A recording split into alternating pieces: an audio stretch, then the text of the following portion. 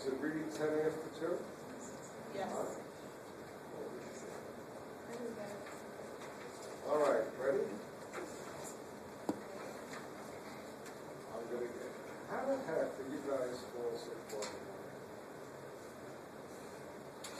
My other class was missed 2 days. You know, Martin Luther King and President's Day. I want to read it all. All right. The first way you're going to break down glucose is called glycolysis. The nice thing, you do not have to take much notes. You with me? I did everything for you. Glycolysis is anaerobic, meaning you do not need oxygen for this to occur. It takes place where? In the cytoplasm of the cell. Are you all following me? Folks? Front page. Front page, top.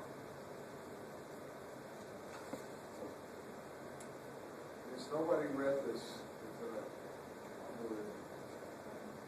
Function. What's the function of glycolysis? We're slowly going to break glucose down into 2 molecules of pyruvic acid and allows the energy released in these reactions to be used for the production of ATP, okay, and something you haven't heard of yet, NADH2, which you will before we read. I.e., example, at several points in glycolysis, ATP plus phosphate plus the energy which we're going to get from breaking down glucose will make ATP. Elsewhere, what do you do with the ATP? You use it. You break it down into ATP, phosphate, plus energy. Here's the crazy thing. Listen to me. Every time you break a bond, most of the energy you release is heat. That's how you keep yourself what? Very warm. But you produce so much heat, that's why you have to what? Sweat and do other things to release it. Okay? But you're a very good machine. When you break ATP down, you know how much energy you use of the energy in that bond when you break the phosphate off? 40% used for work. 60% is lost as heat. And you may say, what a waste! You mean I eat all that food and I'm breaking down, sugar, and every time I break a bond in sugar or fat, I lose 60% of the energy and heat? Yeah, you're always losing heat.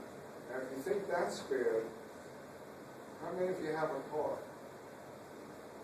Okay, if you drive, you're paying about $3.50 a gallon. You know how much of the gasoline energy is actually used to turn the crankshaft? 20%. 80% of that gasoline's energy is lost as heat. That's why you need a radiator. That's why the engine feels so damn hot. So next time you fill up your car, you go, holy Christ, I'm paying all this money to make mostly heat. But 40% is considered incredible. There's no machine where you can break bonds and get 40% out of gasoline or anything. Okay, so now we go on. Enzymes. Listen to the next thing on the list. There are enzymes that are going to break down glucose. I gave you 3 classes to make life easy. By the way, you do not have to memorize all of this. I'm going to tell you what you have to know. It's almost just the final bottom of the second page. You with me? But the reason I'm going to do it again. The reason I gave you all of this, it makes more sense if I take you through it. You with me? Okay? So, what kind of enzymes? Whenever you see the name kinase, it's on there. It means you're adding something to the molecule. Remember we added phosphate to glucose? You know what the name of the enzyme is? Hexose kinase. Hexose means the 6-carbon sugar. Kinase, we added something. Then you have isomerase. Here's what an isomerase does. Watch it. It doesn't add, it doesn't take away. It takes what? This group, it moves it here, and this group, it moves it there. Isomerase means what? You move things around. Why do you want to move things around? So it's easier to break the glucose down. I'm giving you logic. Does it all make sense? Then I gave you a dehydrogenase. Really important. What is it going to do? It's going to split off glucose, what? Hydrogens, right? Dehydrogenase. That makes sense? Now, next thing. Hydrogen acceptance. Remember oxidation reduction? Here is glucose. I'm not going to draw glucose. This is glucose. And I have a hydrogen here. And I want to break this bond and remove the hydrogen. I'm always going to remove probably 2 hydrogens. And I cannot do this. I cannot remove hydrogen from a chemical and do this. Throw it in the air, normal. Then I would produce acid. Okay? So you know what I mean? Remember how you passed the hydrogen to him and he passed it to you? If I'm going to rip hydrogens off of glucose, fat, I need someone to accept the hydrogen. And the chemicals that do it are called what? Hydrogen acceptors. Ready? Watch. I'm going to finish hydrogen receptors. NAD. I don't ask you to learn the name. It's a huge molecule. You know what it's called? Nicotinic adenine dinucleotide. It's huge. But you know what it's made from? It's made from a vitamin, part of it.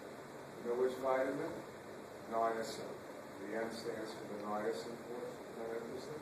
And so if you take NAD, I lied on my sheet, and you give it 2 hydrogens, I said the NAD will pick up the hydrogens. In reality, I'm going to tell you the truth. It really looks like this. NAD plus 2 hydrogens yields NAD H plus H plus, which follows the NAD.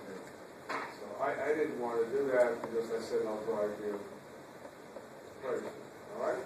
But this is, what's the second hydrogen receptor? FAD. Flavin adenine dinucleotide. You give that 2 hydrogens, that it will pick up and hold on to. And you'll make FADH2. So far you with it? Okay. I am going to break glucose down. I'm going to break fat down. I'm going to break proteins down, and I'm going to rip off hydrogens. Do I throw them in the solution? Let it rip them off? No. Who picks them up? Hydrogen receptor. What's the major one? NAD. So then you want to ask me this question. I knew you were going to ask this. Don't look at the sheet. When NAD picks up the hydrogens, what is it doing? Good question. Because if I want glycolosis to keep running, I need NAD again to pick up what? More hydrogens? That means NADH2 has to give the hydrogens to what? Someone else. Are you all with it? Now, the last sheet, don't look, is wrong, but it's easy. Okay? It is now what? More complicated. You don't have to learn the what? Complicated. I will just show you what an overhead when I get to it. But here's what you do with the NADH2. Ready? They go to the mitochondria, and there is a chain of chemicals, like the 7 dwarfs, was the characters, and they're called what? Also hydrogen acceptors. And we will do this. NADH2 will go to the mitochondria and say, FAD, is FAD in there? Take my hydrogens. And when it transfers the hydrogens, it releases a tremendous amount of energy, which is used to make ATP. Now look what FAD is now what? FADH2?